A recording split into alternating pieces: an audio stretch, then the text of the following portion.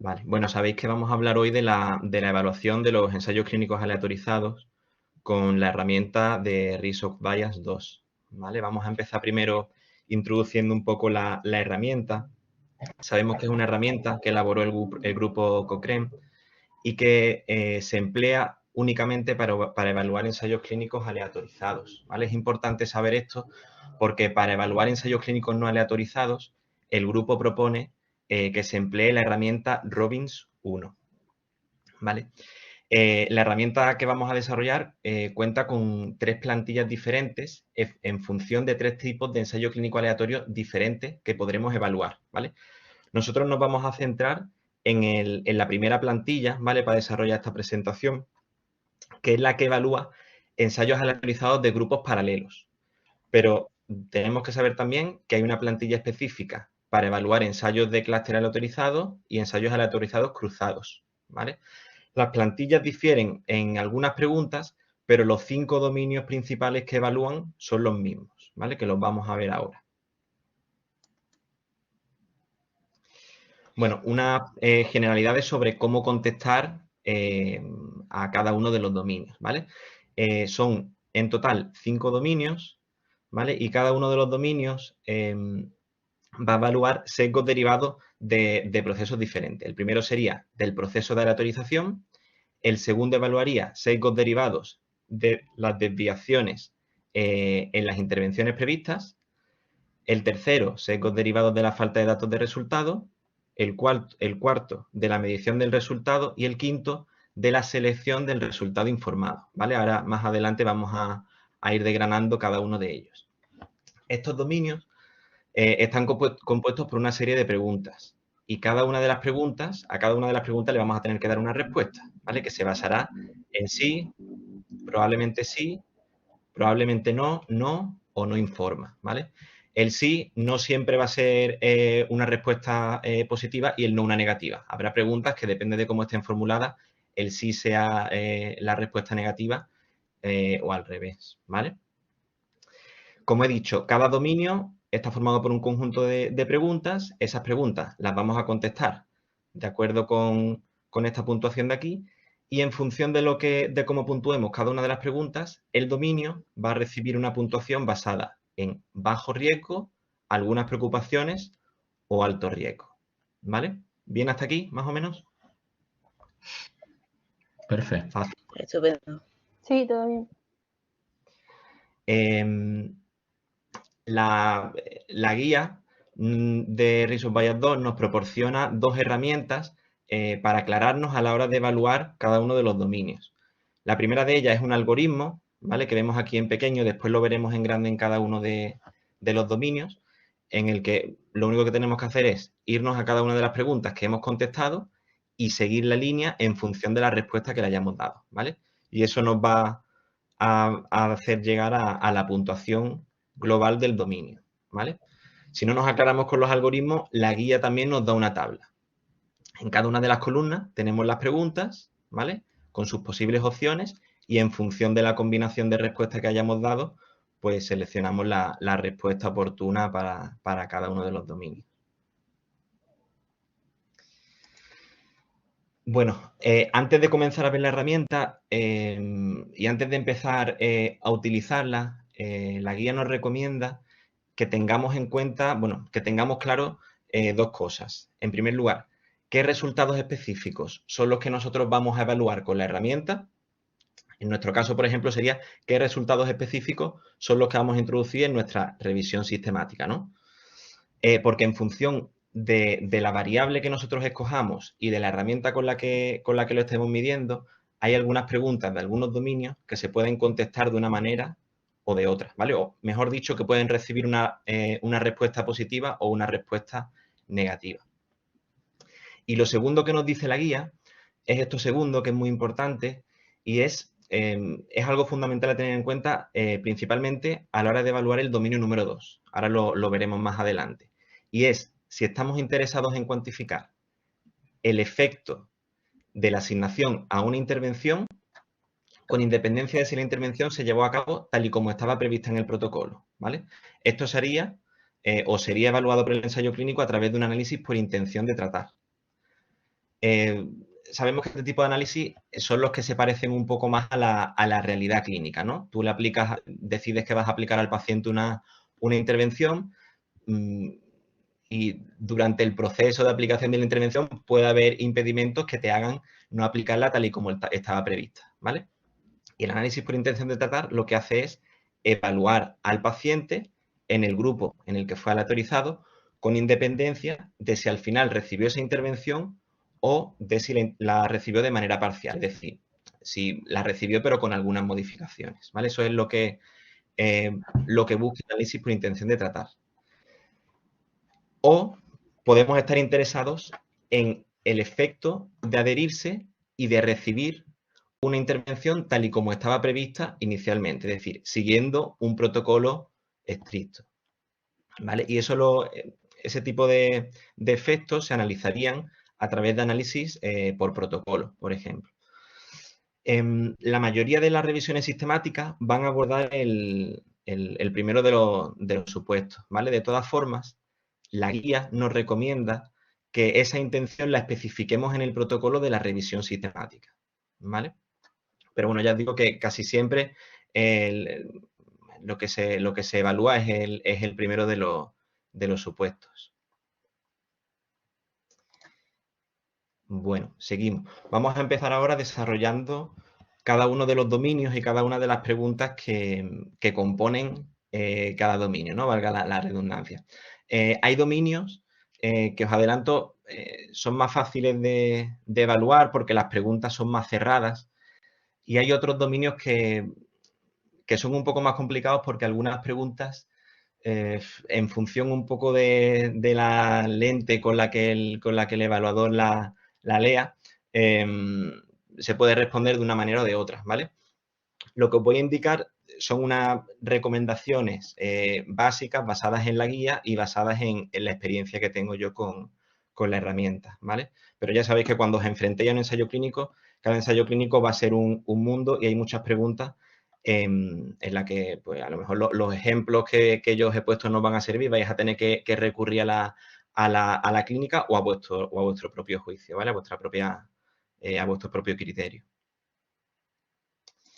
Bueno, empezamos con el primero de los dominios, ¿vale? El dominio 1, que evalúa los sesgos derivados del proceso de aleatorización, es uno de los dominios más sencillos de evaluar porque son preguntas muy cerradas.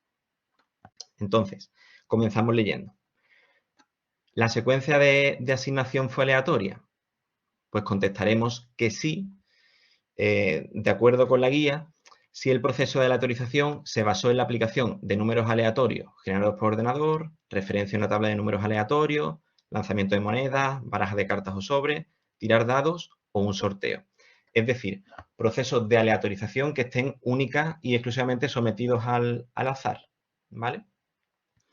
La guía no considera adecuados procesos basados en la alternancia, en métodos basados en fechas, por ejemplo, de nacimiento de admisión, métodos basados en el número de registro de pacientes o, por supuesto, decisiones tomadas por quienes administran la intervención o por los propios pacientes, ¿vale? Ahí no habría ningún tipo de duda. Muchas veces ocurre que los ensayos clínicos no especifican qué método han utilizado, simplemente te dicen que han realizado una aleatorización, es decir, que es un ensayo clínico aleatorio, pero no te dan más datos, ¿vale? En ese caso, que nos lo vamos a encontrar muchas veces, la guía nos dice que tenemos que aplicar la respuesta no informa. La 1.2. ¿La secuencia de asignación se ocultó adecuadamente? Pues la guía considera que el proceso se puede asignar, se puede enmascarar adecuadamente o se puede ocultar adecuadamente si la asignación se realizó remotamente, si la realizó una organización externa y si además esa asignación se realizó a través de sobres opacos, sellados y que se abrieron únicamente después de que el paciente ya hubiese sido asignado a uno de los grupos de manera irreversible, ¿vale? Incluso después de ya haber realizado la evaluación inicial, en lo ideal, ¿vale? ¿Cuándo no? Pues cuando el investigador tiene conocimiento del proceso de aleatorización.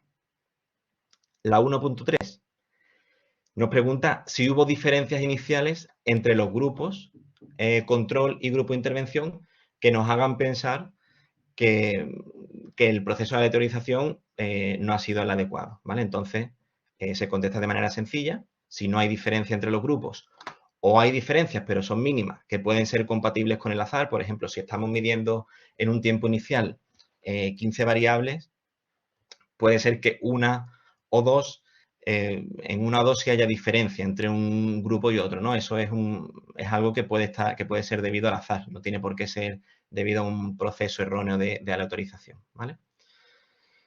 ¿Y cuándo contestaremos que sí? Que en este caso es la respuesta negativa a la pregunta 3 de este dominio. Pues cuando encontremos que hay desequilibrios evidentes que evidencian un proceso de aleatorización problemático. ¿Vale? Una vez hemos contestado las 3 preguntas, nos iríamos a nuestro algoritmo, ¿vale?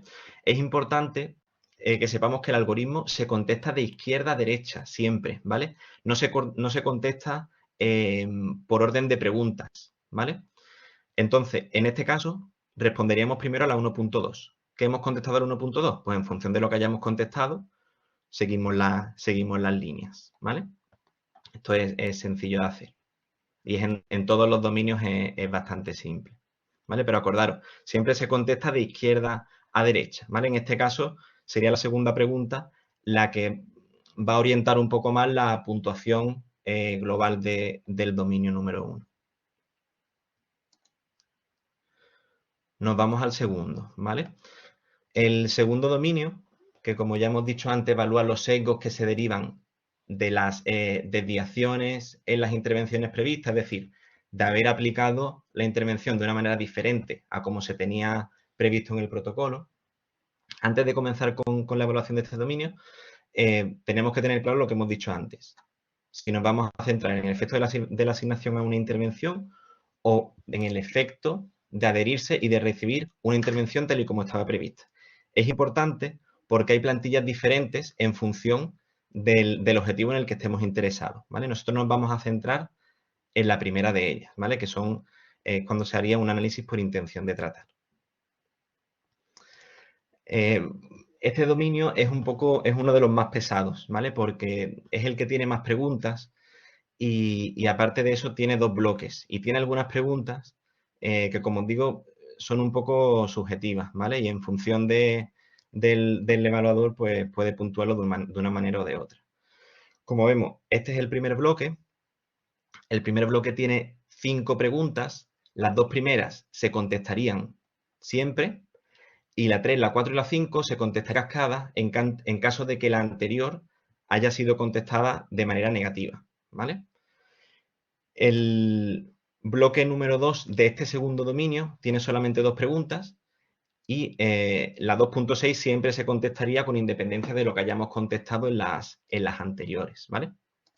Vamos a empezar hablando del primer bloque. Las 2 primeras preguntas son muy sencillas. ¿Los participantes conocían la intervención a la que estaban asignados?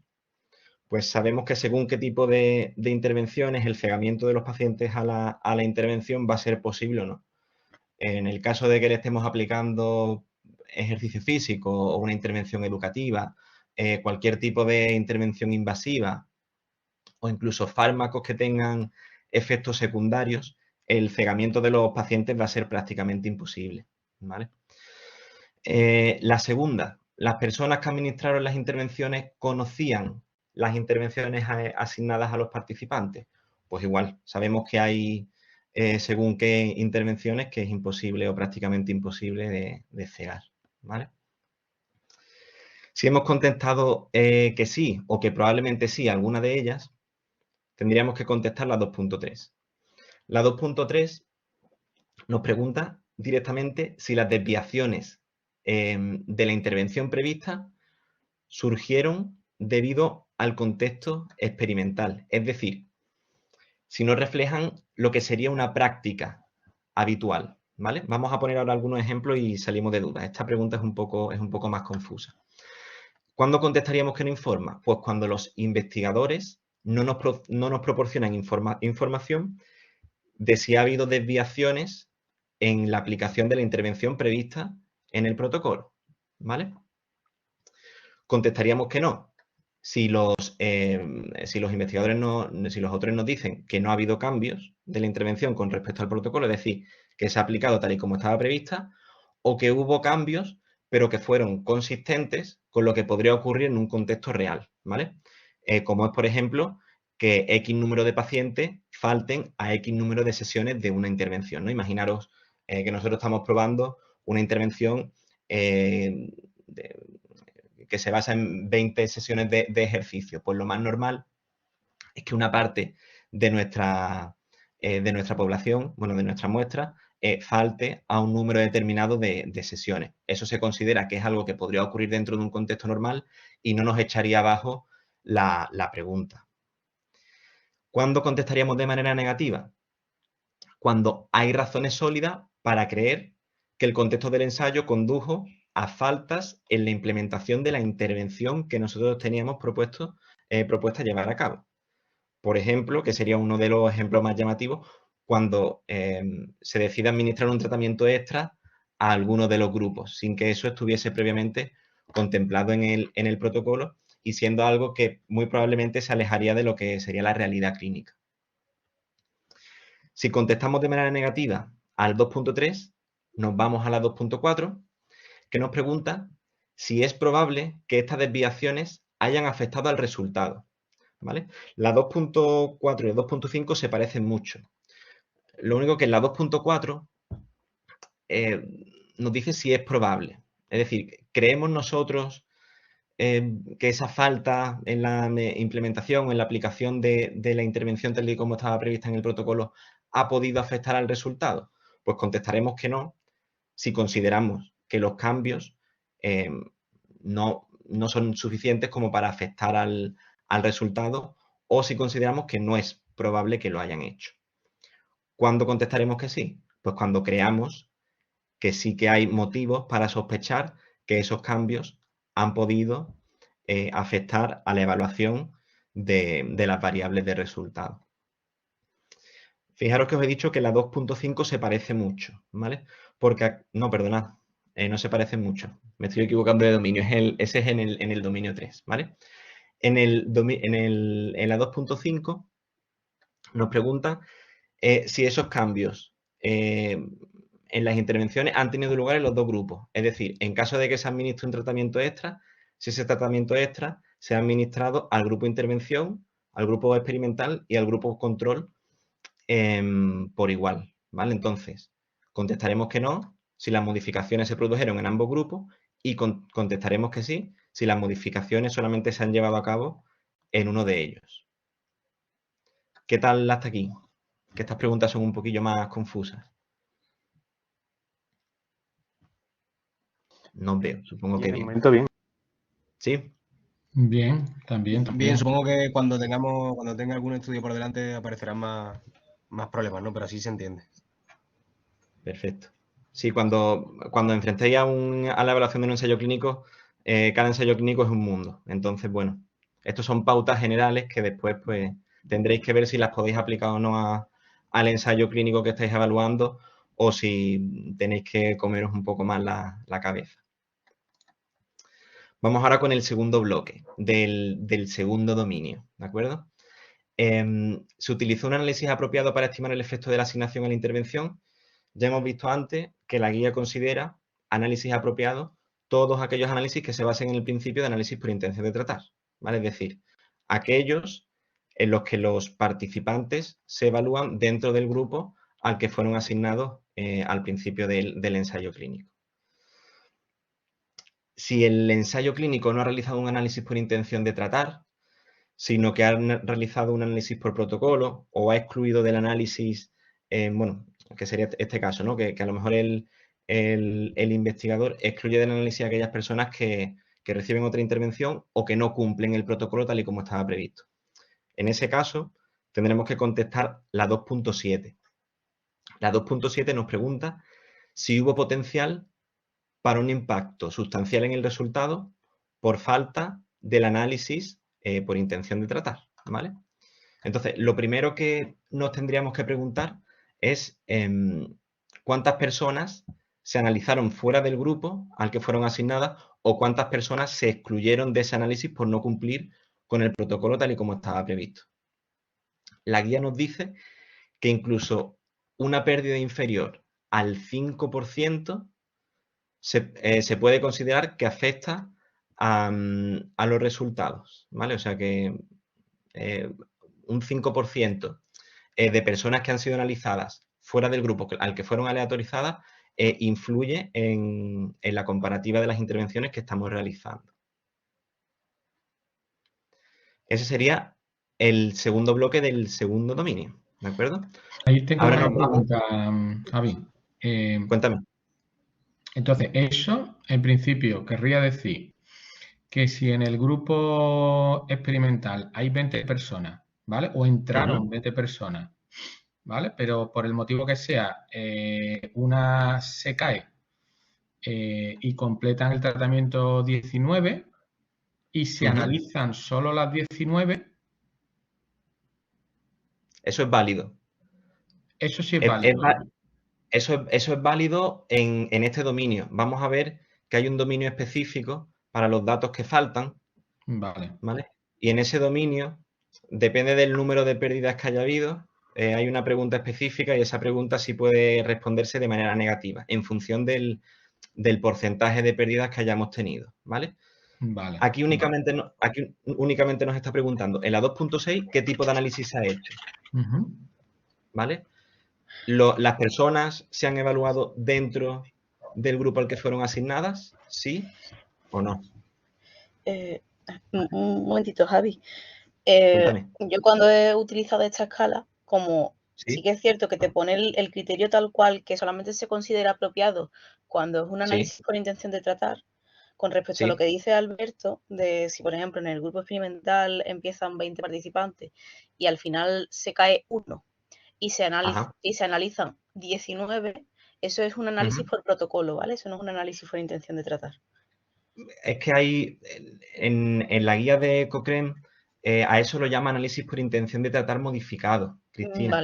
Vale. Vamos, lo que pasa es que, vamos, yo por lo menos cuando lo he utilizado, que me estás abriendo el mundo ahora mismo, en este caso siempre se entiende como por protocolo, por la metodología en sí, que sería el no analizar el número total de participantes. Aunque sí que es cierto que en las siguientes partes del dominio te especifica una pérdida concreta de participantes que se consideraría como adecuada o no. Normalmente, vamos, entiendo que se debería considerar por protocolo siempre y cuando no se analicen todos los participantes que empezaron el estudio. En la guía, ya te digo que en la guía es verdad que cuando uno habla de análisis por intención de tratar y tú te lees la literatura es muy poco consistente en la definición de análisis por intención de tratar.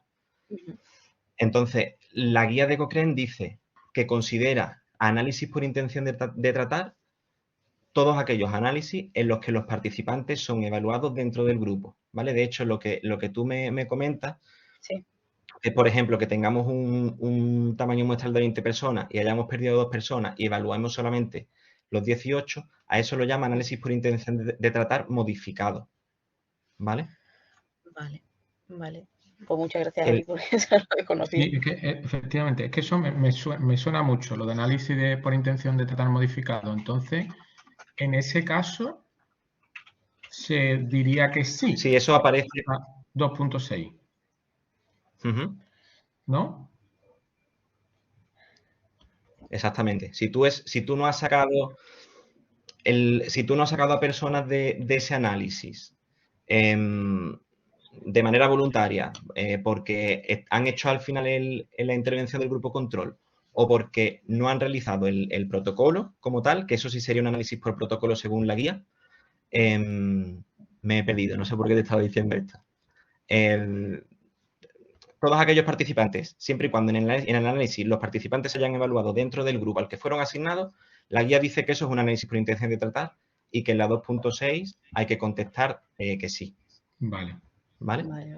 Estupendo, gracias. Entonces, considera análisis por protocolo aquellos análisis en los que los evaluadores, los investigadores, han excluido a la muestra o bien porque al final han recibido otra intervención o porque la intervención no la han cumplido tal y como estaba prevista en el protocolo. Vale. Eso queda claro. Y es importante, ¿no? Porque es verdad que de eso esta segunda parte sí puede modificar cosas. Y a mí por lo menos sí me ha generado esa pregunta muchas veces dudas, por lo que tú comentabas. Sí.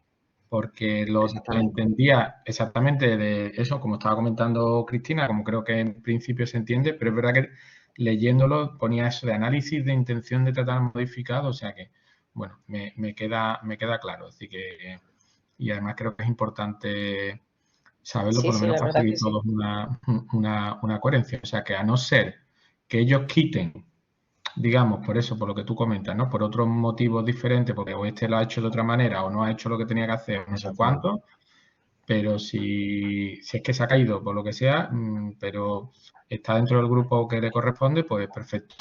Vale. Exactamente. Muy bien. ¿Vale? Perdona, Javi, es que me surge otra duda con respecto a esto. Claro, sí, dime.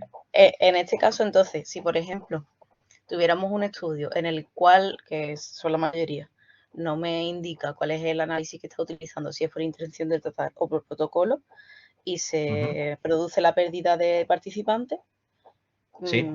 Si te justifica la pérdida, por ejemplo, se ha caído por efectos adversos o por lo que sea, en función de la justificación que te dé, entendemos que es un análisis por intención de tratar modificado, o como lo sueles interpretar tú, que ahí sí que me surge un poco de duda. A ver, realmente en la mayoría de las veces ocurre eso, que no te especifican el tipo de análisis que están haciendo. Entonces, lo ideal es que si están haciendo un análisis por protocolo, te digan que hay personas que se han movido de un grupo a otro, ¿no? O que se han excluido de alguna forma. Te podrías fijar en los motivos para concluir si se ha hecho o no un análisis por intención de tratar. En principio, eso en el diagrama de flujo debería de venir especificado. Vale. Vale, Pues gracias. De nada. Lo único que al final, bueno, sí, exacto. Es que debería de venir ahí, las razones deberían de venir ahí especificadas. Y si se ha hecho un análisis en el que a una persona se le ha pasado de un grupo a otro, eso por supuesto debería de venir especificado, ¿vale? De todas formas, si no lo vemos claro, está la opción de contestar no informa, ¿vale? Vale, estupendo. Gracias. Pero muchas veces, si no viene especificado y nos fijamos en el diagrama de flujo, si vemos que el número de personas aleatorizadas a un grupo coincide con el tamaño muestral que después ha evaluado, podemos considerar que eso va a ser un análisis por intención de tratar, ¿vale? Aunque no aparezca especificado como tal, ¿vale? Vale. Si no vemos cambios en esa N entre aleatorizados y evaluados, entendemos que son los mismos. Vale, gracias. ¿Vale? Como decimos, en la 2.7 lo que tenemos que ver es si esas personas, si ese N que se ha excluido o que se ha movido al otro grupo a la hora de hacer el análisis, que en este caso no sería un análisis por intención de tratar, sino que sería una de las otras opciones de análisis, es menor del 5%, ¿vale? Si es igual o superior al 5%, pues deberíamos de contestar de manera negativa a esta pregunta. ¿Cómo es el algoritmo aquí? Pues bueno, tenemos dos bloques, se contesta igual, ¿vale? De manera, siguiendo cada una de las preguntas y la respuesta que hayamos dado a cada pregunta. Cuando hayamos puntuado los dos bloques, lo que nos vamos es a este apartado final. ¿Y qué es lo que haremos? Pues daremos la puntuación global al dominio de bajo riesgo de sesgo cuando ambos bloques hayan puntuado como tal. Daremos la puntuación de algunas preocupaciones cuando al menos uno de los dominios haya sido evaluado, algunos de los bloques, perdonadme, haya sido evaluado como algunas preocupaciones, y daremos la puntuación de alto riesgo de sesgo cuando al menos uno de ellos haya sido evaluado como bloque con alto riesgo de sesgo. Bueno, el segundo dominio, que era el más largo, es uno de los más pesados de evaluar, ya no lo hemos quitado de encima, ya lo que queda es un poco más ligero, ¿vale? Vamos ahora con el dominio número 3. El dominio número 3 evalúa, ahora sí, sesgos derivados de la falta de datos de resultados, ¿vale? Es decir, ahora sí evalúa cómo las posibles pérdidas pueden influir en los resultados de esas variables que estamos midiendo. La pregunta número 1 nos dice si los datos para este resultado, es decir, para el resultado en el que nosotros estamos interesados, estaban disponibles para todos o casi todos los participantes asignados al azar. La guía considera apropiado que la muestra sea de todos los participantes. Sabemos que eso es muy raro, ¿vale? O al menos del 95% de ellos cuando estamos midiendo variables continuas, ¿vale? La guía habla de variables continuas. En variables continuas también entran los cuestionarios, porque aunque los cuestionarios no son, bueno, la puntuación que nos da un cuestionario no es una variable continua como tal, cuando nosotros le aplicamos los test o los análisis estadísticos, la estamos transformando de alguna manera en una variable continua. Entonces, considera que las pérdidas son menores cuando son más pequeñas de ese 5%, ¿de acuerdo? Esto es importante. La imputación de valores de resultados faltantes no corrigen este sesgo. ¿Sabéis a lo que me refiero cuando hablo de imputación? Yo no. Vale. La imputación es dar un valor darle un valor, digamos, a un dato faltante. Es decir, inventarte, entre muchísimas comillas, el resultado de la evaluación de una variable de una persona que se ha caído, ¿vale?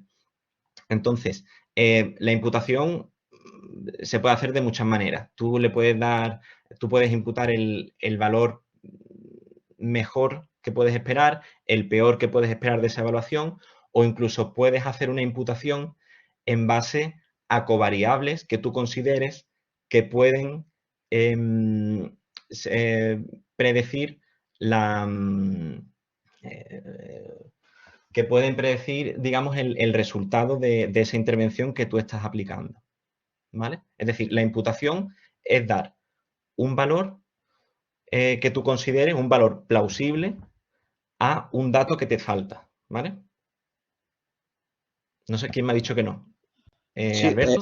te entendí ya, Javi, sí, gracias. Sí, perfecto. Sí, que eso es bastante habitual, o suele pasar, que a lo mejor tú tienes un estudio y tienes evaluaciones al mes, a los 3 meses, a los 6 meses.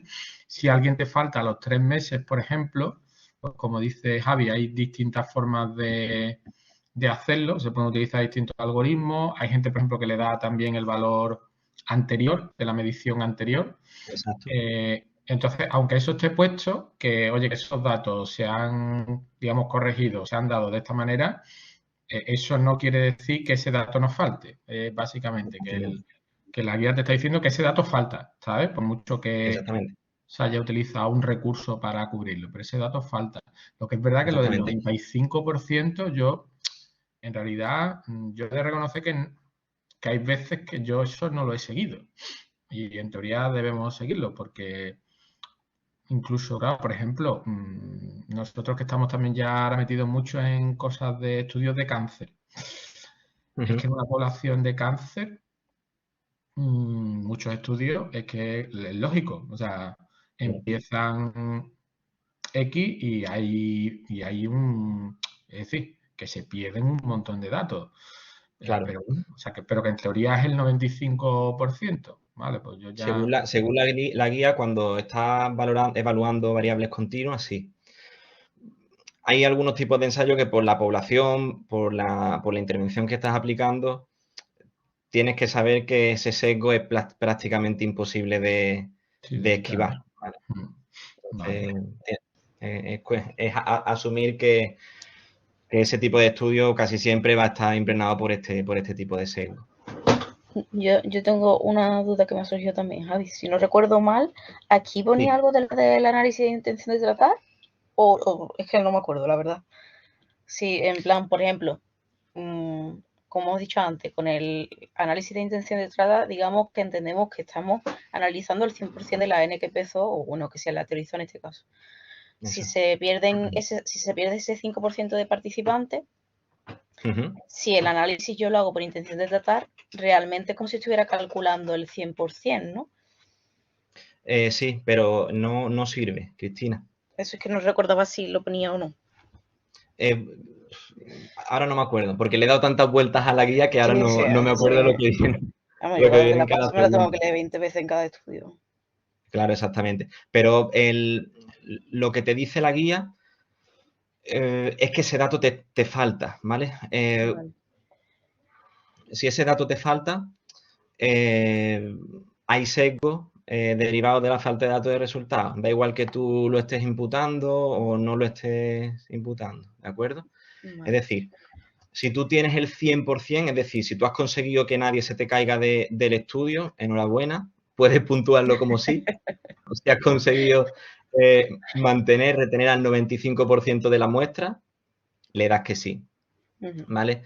Si la pérdida es mayor al 5%, da igual que el tipo de análisis que hagas o que lo imputes los datos de una manera o de otra, tienes que puntuarlo de manera negativa, ¿vale? Eso es lo que viene el guía. Yo estoy de acuerdo con lo que estoy diciendo, con lo que además ha dicho Alberto, por ejemplo, en los estudios de campo, que realmente el 5% de participantes es una cosa prácticamente que en una sola sesión se te puede ir ese 5%, que es lo normal. Exactamente. De hecho, he leído... Sí, dime, Javi, perdón. Ya está, es simplemente asumir que en ese tipo de estudios pues vamos a tener ese sesgo, ya está. Y Alberto, ya por curiosidad, tú cuando lo evalúas, que has dicho que muchas veces no sigues ese 5%, ¿cómo lo sueles...? Bueno, eso fue un poco, a ver, no debería decirlo, pero ha sido un poco, es verdad que como que llegamos a un acuerdo, porque bueno, después cuando un poco nos pusimos de acuerdo, llegamos un poco al acuerdo de que, pero yo no sé si es que leí algo por ahí en la misma guía, porque no me suena que yo me haya inventado eso, pero como que nosotros lo consideramos un 80%, sin más o igual igual no lo inventamos nosotros. Llegamos un poco al acuerdo de que si era menos de un, o sea, si la pérdida no era de más de un 20%, 15-20%, la considerábamos como normal, sí, entre comillas. Pero probablemente fuera una cosa que nosotros decidimos hacer. Bueno, yo sé que sí que es cierto que el 20% es lo que se considera como el límite para que aparezca el sesgo de atrición o el sesgo de pérdida en este caso, y pensé que por ahí es por donde lo... Por eso, es que sí, tampoco quiero decir que ese dato surgiera de la nada. Yo no sé de dónde lo sacamos o si es que en algún momento dado se especifica a lo mejor algo, no sé si en esa o en otra, en poblaciones, por ejemplo, de determinados riesgos como esta, ¿no? De cáncer.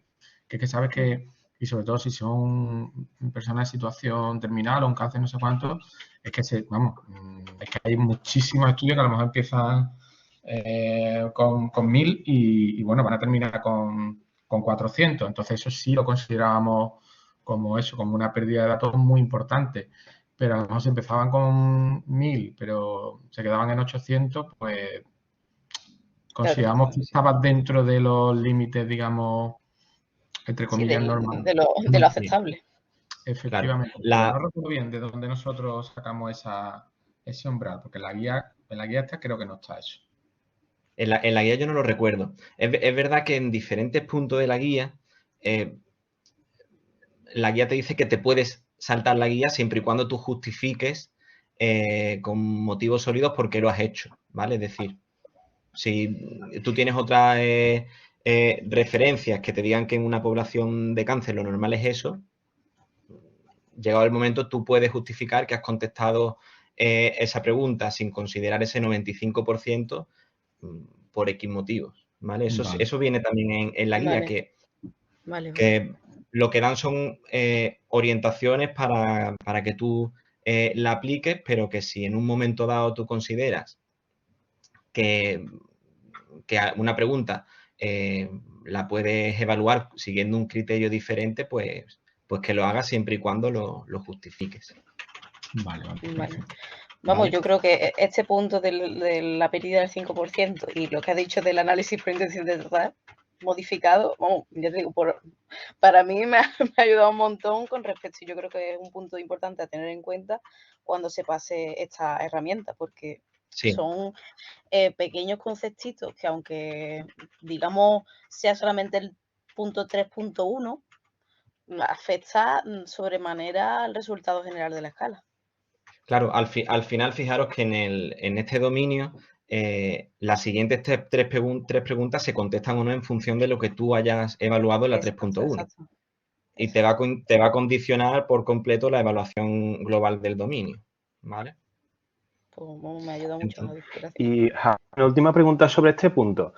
El porcentaje que habla aquí de pérdida no tiene nada que ver con por ejemplo, con el porcentaje que tú tenías estimado al principio en un cálculo muestral del estudio. Es decir, ese 5% es fijo, ¿no? ¿Cómo?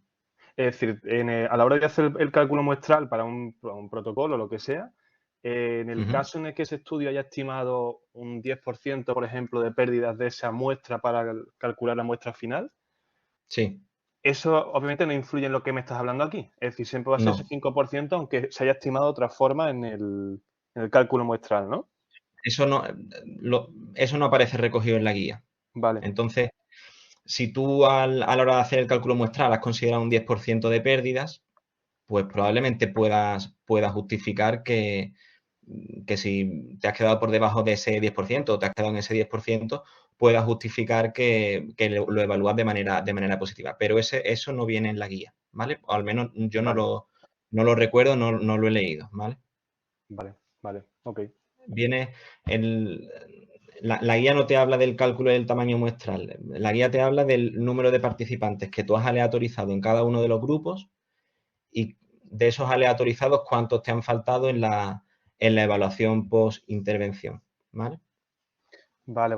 Mi pregunta era solamente esa. Es que, claro, si el autor ha estimado antes un 10%, lo dará como bueno. Pero claro, si lo pone así tal cual en la guía, pues ya está, pues se pone como en la guía. Vale. A ver, que es lo que he dicho antes. Si tú justificas eso, pues te puedes saltar la guía. La guía considera que no se sigan los criterios al 100%, ¿eh? Eso es flexible en ese sentido, ¿vale? Vale. Bueno, seguimos con la siguiente. Como he dicho antes, las siguientes las vamos a contestar si la anterior se ha respondido de manera negativa, ¿de acuerdo? Entonces, ¿qué nos dice la 3.1? ¿Había pruebas de que el resultado no estaba secado por la falta de datos de resultado? En este caso, la guía nos dice que los investigadores nos deben proporcionar un análisis y una explicación clara en la que nos muestren que los resultados cambian poco a pesar de esas pérdidas. Es decir, es algo que se puede hacer otorgándole imputaciones con valores diferentes, por ejemplo, ¿no? Y es simplemente eso, ¿vale? O sea, lo puntuaríamos de manera positiva cuando aparece ese análisis o cuando aparece esa justificación por parte de los autores, ¿vale?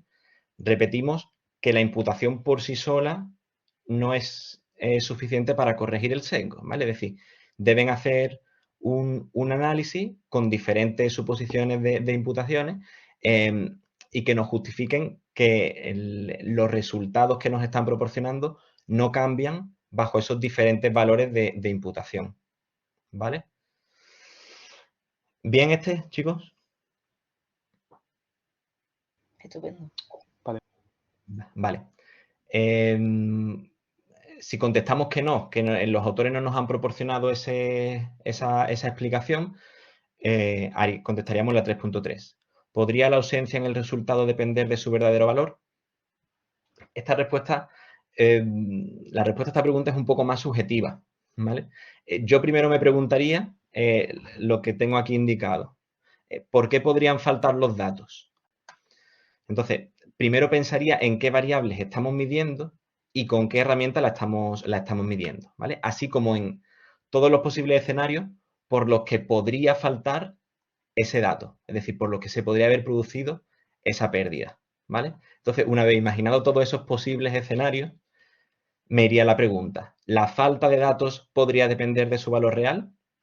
¿Cuándo podría depender de su valor real? Cuando en todos esos posibles escenarios que nosotros nos hemos imaginado, alguno de ellos sea, por ejemplo, que el paciente abandona porque ha sentido que ha empeorado, o si el paciente podría abandonar porque no ha notado mejoría con la intervención que se le está aplicando, ¿vale? Entonces ahí esta pregunta es un poco más abierta, es un poquito más subjetiva, ¿vale? La siguiente, que se le parece mucho, en la siguiente sí que nos está pidiendo un poco más de certeza, ¿vale? Ya no nos dice si podría, sino que nos dice si es probable que la ausencia en el resultado dependa de su verdadero valor.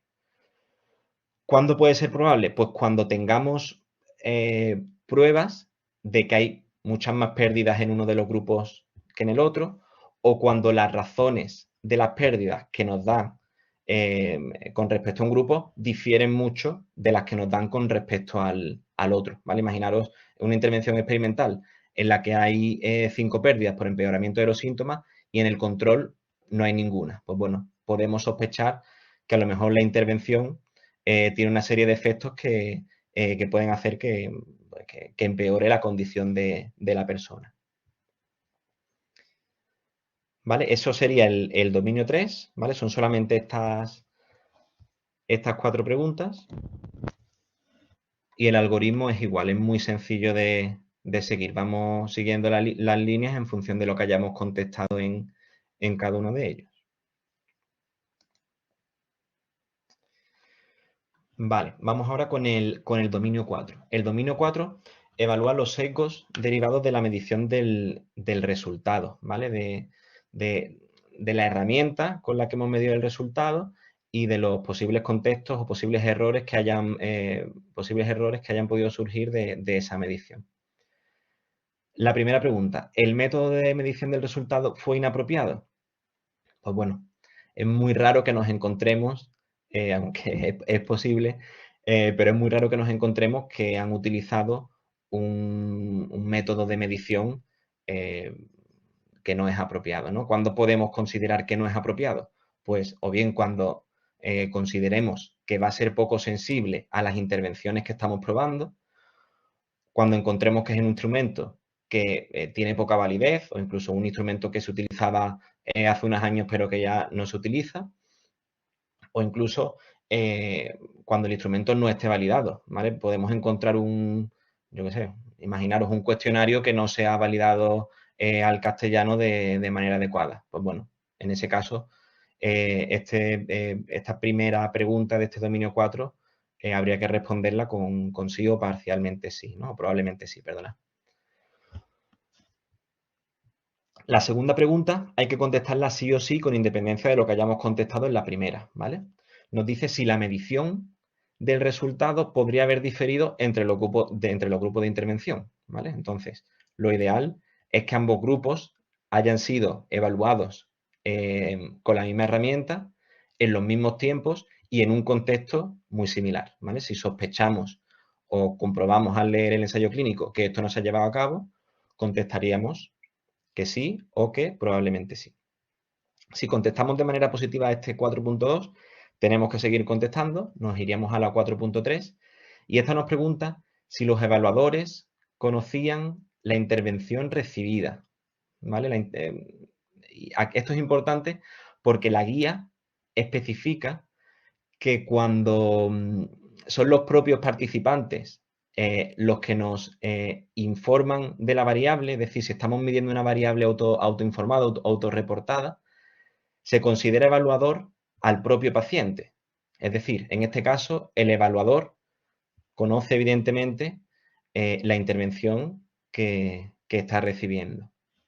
Entonces, en el caso de los cuestionarios que midan variables autorreportadas por el paciente, tendremos que contestar que sí o que probablemente sí, de acuerdo con la guía, ¿vale? Si hemos contestado eso, tenemos que seguir contestando preguntas. ¿La evaluación del resultado podría haber sido influenciada por el conocimiento de la intervención recibida? En este caso, pues casi siempre podremos suponer que de una manera o de otra es probable que influyan en los resultados el saber la intervención que se estaba aplicando, ¿no? ¿Cuándo sabemos que eso no va a ocurrir? Pues cuando esa evaluación no implica un juicio por parte del evaluador. Es decir, cuando estamos midiendo variables como he puesto aquí, como la mortalidad, ahí no hay juicio posible, o valores sanguíneos, donde tú lo que haces es meter la muestra de sangre en un aparato y registrar el resultado, ¿vale? Entonces, cuando esa evaluación no implica juicio, podremos contestar seguro a esta pregunta que no. En cualquier otro caso, tendremos que contestar que sí o que probablemente sí. Nos iríamos entonces a la 4.5, que nos pregunta si es probable que la evaluación del resultado se haya visto influenciada por el conocimiento de la intervención recibida. Fijaros que la 4.4 y la 4.5 se asemejan mucho a la 3.3 y a la 3.4. Son preguntas muy similares, lo único que en la segunda nos está pidiendo un poco más de certeza. Entonces, ¿qué es lo que me preguntaría yo aquí? Pues si hay razones para creer que el conocimiento de la intervención podría haber influido en la evaluación. Es decir, habría que pensar en qué evaluación, o sea, qué intervención es la que estamos aplicando y qué es lo que las expectativas, digamos, que podrían tener los pacientes con respecto a esa intervención, ¿no? Entonces, si consideramos que los pacientes o que los evaluadores, que no siempre son los pacientes, podrían tener grandes expectativas con respecto a esa intervención, deberíamos considerar que sí hay probabilidades de que la evaluación de ese resultado esté incidiendo en el resultado como tal, ¿vale? ¿Bien estas dos últimas, chicos? Sí, yo aquí un poco por apuntar mi experiencia, porque es verdad que tú lees la 4.4 y la 4.5. Se parecen mucho. Claro, dices, se parecen mucho, pero es verdad que yo muchas veces, sí, se ha dado muchas ocasiones que he puesto que sí a la 4.4, ¿vale? Porque el hecho de que el evaluador no esté cegado, yo siempre entiendo que la mayoría de las veces, o salvo que sea, pero incluso en una medición objetiva, como puede ser una algometría de presión, yo creo que el hecho de, como evaluador, tú saber el tipo de intervención que recibe el paciente puede influir, porque puede influir. Pero sí, después a lo mejor en la 4.5 he puesto que no, porque, o sea, una cosa es que pueda influir, ahora, ¿es probable? Pues a lo mejor he dicho, creo que no es probable, pero a la 4.4 he respondido que sí. Eso sí me ha pasado algunas veces y he visto, entonces he entendido bien, un poco mejor la diferencia entre esas dos. O sea, que no necesariamente que tú respondas que sí a la primera implica que respondes que sí a la segunda, sino que... Claro. Es verdad que son preguntas un poco subjetivas y es lo que he dicho antes. Hay muchas preguntas que dependen del criterio del evaluador. Nosotros en la última evaluación que hicimos, Olga y yo, hicimos lo mismo que tú estás comentando, Alberto. Le dimos el beneficio de la duda contestando en la 4.5 que no. Vale, perfecto. Entonces, lo que tenemos que pensar es eso, ¿qué expectativas podría tener el evaluador con respecto a la intervención? Pues si sabemos, por ejemplo, que el evaluador es, imaginaros, un fisioterapeuta está aplicando una intervención de ejercicio y él mismo es el que después va a hacer la evaluación. Yo ahí me decantaría más por el sí, porque es muy probable que ese fisioterapeuta que está aplicando esa intervención concreta confíe mucho en la intervención que está aplicando, tenga grandes expectativas con respecto a la intervención que está aplicando, ¿no? Entonces, es un poco jugar con la imaginación, ¿vale? En ese sentido. Es una respuesta subjetiva que depende del criterio del que está pasando la herramienta, ¿vale? El algoritmo, pues bueno, Es un poco más lioso, pero es igual de sencillo de seguir, ¿vale? Empezaríamos aquí en la 4.1 y sería simplemente pues ir siguiendo las líneas en función de la respuesta que hayamos dado a cada una de las preguntas.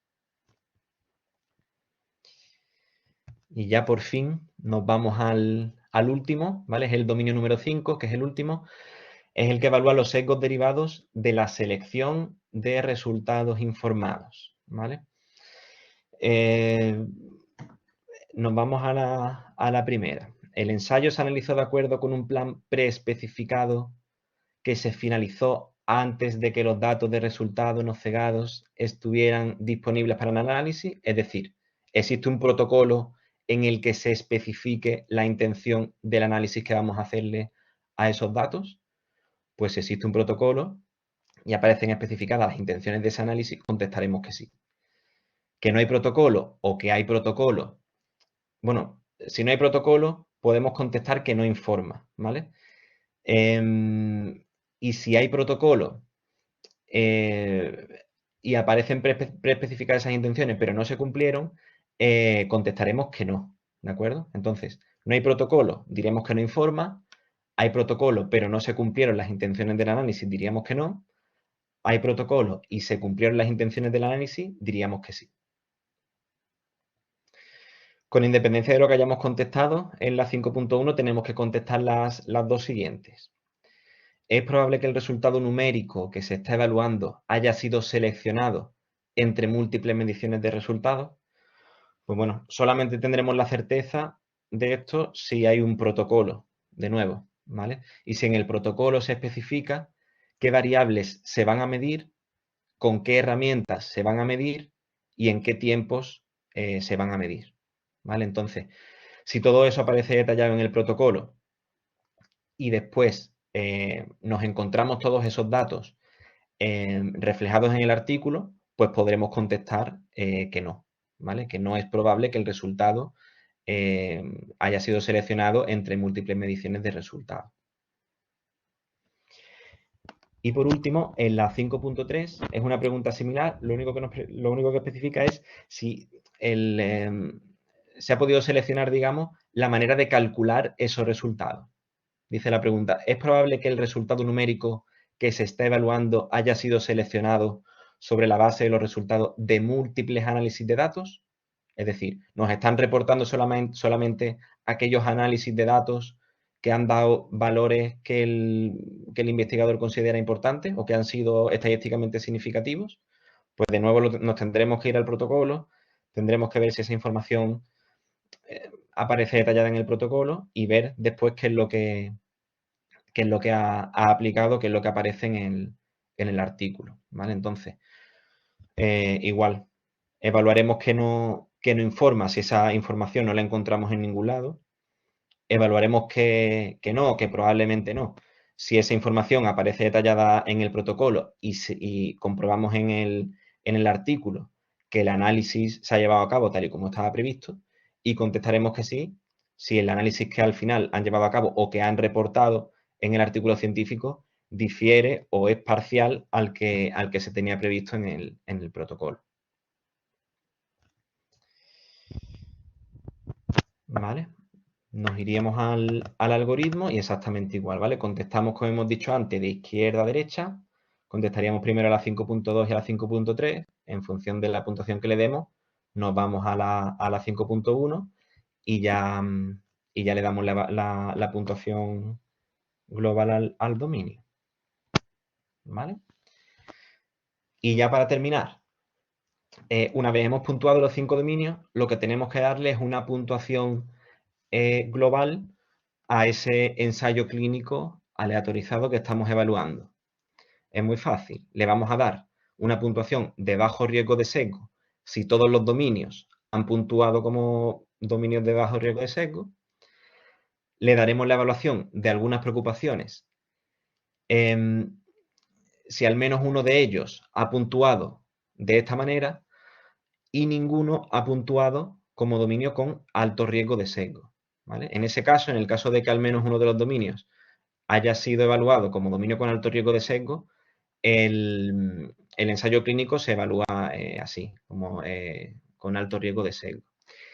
Aquí también la guía es algo flexible si nos dice que aunque no haya habido ninguna evaluación de alto riesgo de sesgo, si vemos que existen muchas preocupaciones en los diferentes dominios, podemos considerar evaluar ese ensayo clínico como un ensayo clínico con alto riesgo de sesgo.